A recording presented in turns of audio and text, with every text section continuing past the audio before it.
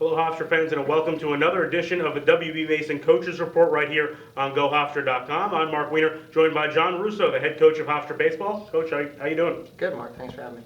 0-3 week for your team against number 4 Texas A&M. Let's just go game by game throughout the weekend. First, the opener, 5-2. You guys ended up losing, but you did lead for most of the game.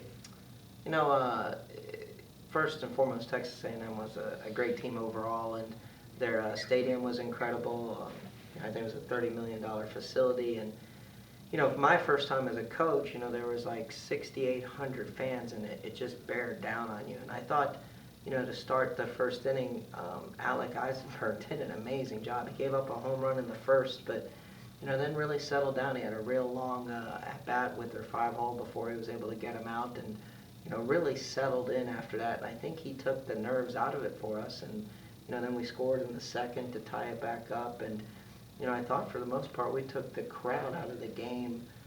For a lot of the game, we out-hit them on the day, and played really, really well. I was happy with him. John Rooney got his first experience after that, and then we had the appearances back by Mulligan, and Brendan Mulligan and Dave Jesh came back, and overall really happy with how things started on Friday night.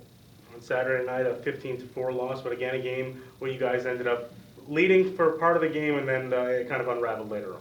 Yeah, the kid who started for them, I think they were telling me a stat where he went like the last 15 innings of the season and hadn't given up a run, and then he goes in the summer in the Alaskan League and doesn't give up an earned run in the Alaskan League, and then Ryan Carl hits a solo home run off him to start the second inning, and it was the first run he'd given up in about 9 months. So he was throwing somewhere around 94, 95 miles an hour with a 83 mile an hour slider, and after one inning, I went back in the dugout, and Coach Habian goes, I didn't have that good of stuff when I was in the big league. So, it was really tough sledding, but I thought Chris Weiss, got off to a decent start, and then gave up I think back-to-back homers,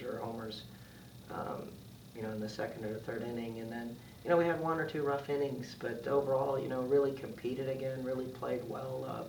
Excited about the young kids and their at bats. I thought Batari, even though his numbers didn't show out, really well, and Carl, and he had another hit later in that game, so he had 2 hits, and Vito Friscia had really nice at bats, and overall, I thought they kept battling.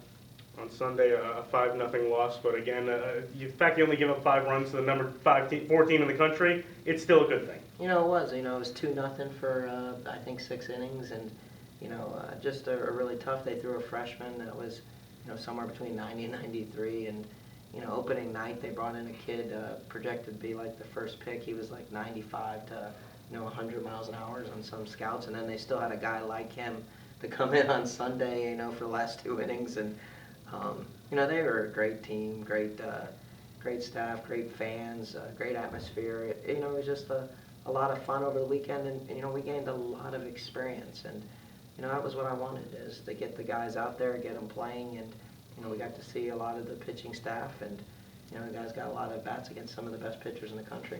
We talked about it a little bit before. Al Geisenberg's performance gave up only 2 earned runs in 4 innings pitched. I'd say in that kind of setting, that's exactly the kind of start you wanted from a guy who you expect to be your ace this year. I agree. That was one of the things we talked about after the game was, he had Friday night type stuff, and besides really, pitching, I thought he had Friday night also presence.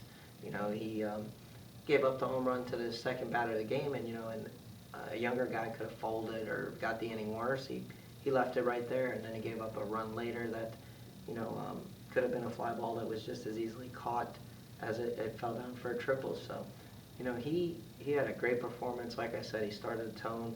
We were only really planning on him go 3 innings, but he was able to get a 4th inning and really manned up on that. And overall, what a great performance. 2 other guys on the pitching staff I wanted to mention. Dave Jesh making his return from injury, and Bowie Madison combined 3 earned runs in 6 innings pitched. 2 guys you expect a lot from this year, performing against a very good team.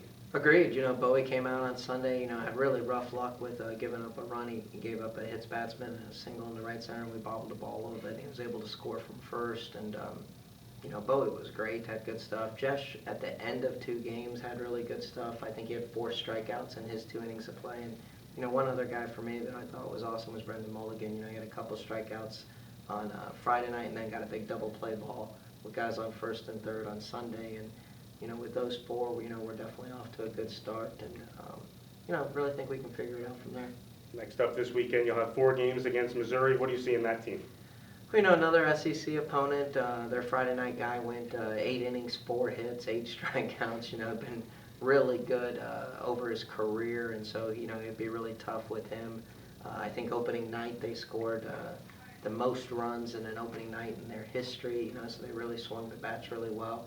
Their game 2 guy is a guy named Tanner Hawk. He's projected to be one of the top 5 picks in the 2017 draft. He won a game, and then Seton Hall was able to pick up 2 other games from him, games 3 and 4. So we have no disillusions of who we're facing. I mean, it's another SEC opponent. It's the best team in the conference in the country, and but another day we get to get outside. Fort Myers should be pretty good weather, and we're looking at 70 degrees, and just kind of playing, having 4 games. The whole pitching staff will throw over the course of that weekend, and now we'll get to see everybody, and then position players will keep adding up at bats. Head coach John Russo of Hofstra Baseball, thanks so much for the time. Good luck this week. I appreciate it. Thanks for having me.